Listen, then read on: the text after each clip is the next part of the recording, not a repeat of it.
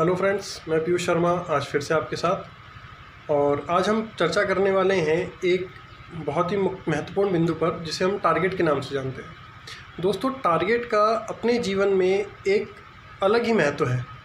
यदि किसी व्यक्ति के पास टारगेट नहीं हो तो उसके जीवन का कोई महत्व नहीं रह जाता। हर व्यक्ति अपने जीवन में कोई ना कोई टारगेट अवश्य लेके चलता है, हमेशा लेके चलता है। यदि आप परीक्षार्थी हैं तो आपके जीवन में परीक्षा में सफल होना टारगेट है। यदि आप बिजनेसमैन हैं तो आपके जीवन में लाभ कमाना टारगेट है। यदि आप कोई और प्रोफेशन में हैं, यदि आप नौकरी करते हैं तो प्रमोशन एक टारगेट हो सकता है। तो हर कोई अपने जीवन में एक टारगेट लेके चलता है। क्योंकि अभी अपन परीक्षार्थी के बारे में बात कर रहे हैं, तो अभी अपन उसी के बारे में बात करेंगे। और टारगेट के सिलसिले में अपन उसको कोरिलेट करेंगे एक स्टूडेंट से। तो दोस्तों, जीवन में टारगेट कैसा होना चाहिए, टारगेट क्यों होना चाहिए, यदि हम टारगेट बनाते हैं तो जीवन में किन किन चीज़ों का ध्यान रखना चाहिए, इन्हीं सब चीज़ों को चर्चा करते हुए हम इस वीडियो को आगे लेके चलते हैं। टारगेट हमेशा स्मार्ट होना चाहिए। स्मार्ट मतलब SMART। इसको हम अगर एलिब्रेट करेंगे तो ये निकल के आएगा कि हमारा पहला अक्षर S से सिंपल एंड स्पेसिफिक, मतलब हमारा टारगेट सिंपल और स्पेसिफिक होना चाहिए। ऐसा एम्बिगस टारगेट नहीं हो कि जो हमारे लिए कन्फ्यूज़न पैदा करे। अगर हम किसी एक परीक्षा में पास करने के लिए सोचते हैं तो वही हमारी परीक्षा हमारे लिए हमारा टारगेट होना चाहिए। जो व्यक्ति एक से ज़्यादा परीक्षाओं में सफलता प्राप्त करने की कोशिश में लगे रहते हैं, वो किसी परीक्षा में सफलता प्राप्त नहीं कर पाते हैं, क्योंकि जो व्यक्ति दो नावों में एक साथ सवार होगा उसका डूबना तय होता है। तो हमारा टारगेट सिंपल स्पेसिफिक होना चाहिए। जिस तरह अर्जुन की निगाहें पक्षी की आँख के ऊपर थी, उसी तरह हमारी निगाहें हमारे परीक्षा के ऊपर या जो भी आपने टारगेट लिया है अपने जीवन में उसके ऊपर होनी चाहिए। दूसरा, M से मेजरेबल। मेजरेबल से मतलब है कि टारगेट ऐसा होना चाहिए जिसकी हम गणना की जा सके।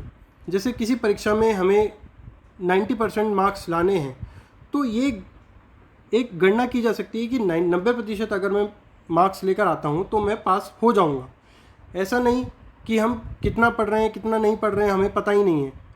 जैसे अगर हम बात करें कि किसी व्यक्ति को अमीर होना है, पैसे वाला बनना है, लेकिन उसकी क्या गणना है, कितना पैसा होगा तो वो अपने आप को अमीर कहलाएगा या उसके पास पैसा वाला कहलाएगा, इसकी कोई गणना नहीं है। तो इसको मेज़र नहीं किया जा सकता। मतलब पैसे वाला बनना एक एम्बिगस टारगेट है, वो हमारा अच्छा टारगेट नहीं हो सकता। मेजरेबल टारगेट जिसकी हम गणना की जा सके। तीसरा, अचीवेबल। टारगेट हमेशा ऐसा हो जिसको अचीव किया जा सके, इसी दुनिया में हमारे जीवन काल में अचीव हो सकता हो, ऐसा ही हमें टारगेट बनाना चाहिए।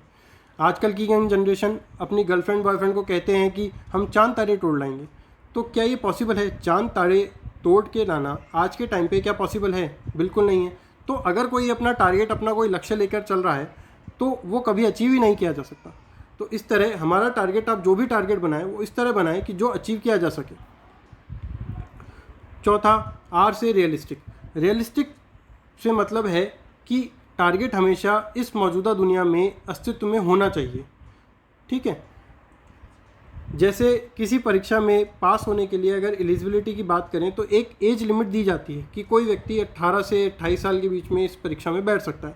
अगर किसी व्यक्ति की आयु 16 साल है या किसी व्यक्ति की आयु 30 साल है तो वो उस परीक्षा में बैठ नहीं सकता। लेकिन अगर वो उसका लक्ष्य बना लेता है कि मुझे इस परीक्षा को पास करना है, तो वो व्यक्ति की बेवकूफ़ी होगी, क्योंकि वो रियलिस्टिक टारगेट नहीं है, वो वास्तव में अचीव नहीं किया जा सकता। जब व्यक्ति की आयु 18 से 28 के बीच में होगी तभी वो परीक्षा पास की जा सकती है। तो हमेशा जो भी आप टारगेट बनाएं वो हमेशा रियलिस्टिक होना चाहिए, वास्तविकता की कसौटी पर खरा उतरना चाहिए।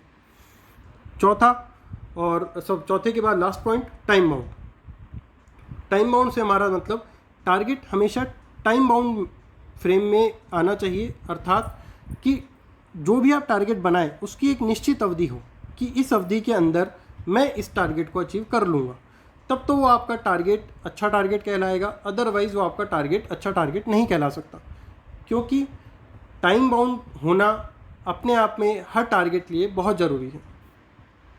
तो दोस्तों, अभी हमने देखा कि टारगेट कैसे बनाने चाहिए। टारगेट हमेशा स्मार्ट होना चाहिए। स्मार्ट की जो क्वालिटीज़ अभी हमने बताई कि specific, measurable, achievable, realistic, time bounded, ये सभी क्वालिटीज़ हमें हमारे टारगेट में अवश्य इंक्लूड करनी चाहिए, हमेशा इंक्लूड करनी चाहिए। अगर आप कोई भी दैनिक जीवन के टारगेट बनाएं डेली के टारगेट बनाएं या कोई लंबा टारगेट बनाने वाले हैं, जीवन में अपनी उपलब्धि के लिए कोई टारगेट बनाने वाले हैं, हर तरह के टारगेट में ये जो स्मार्ट जो अवधारणा है ये उसमें एप्लीकेबल होती है। और आपको हमेशा अपना कोई भी टारगेट बनाते हुए इसको उसमें इंक्लूड करना है। तो हमारी तरफ से ऑल द वेरी बेस्ट, और आप घर में रहें, स्वस्थ रहें, पढ़ते रहें। जय हिंद।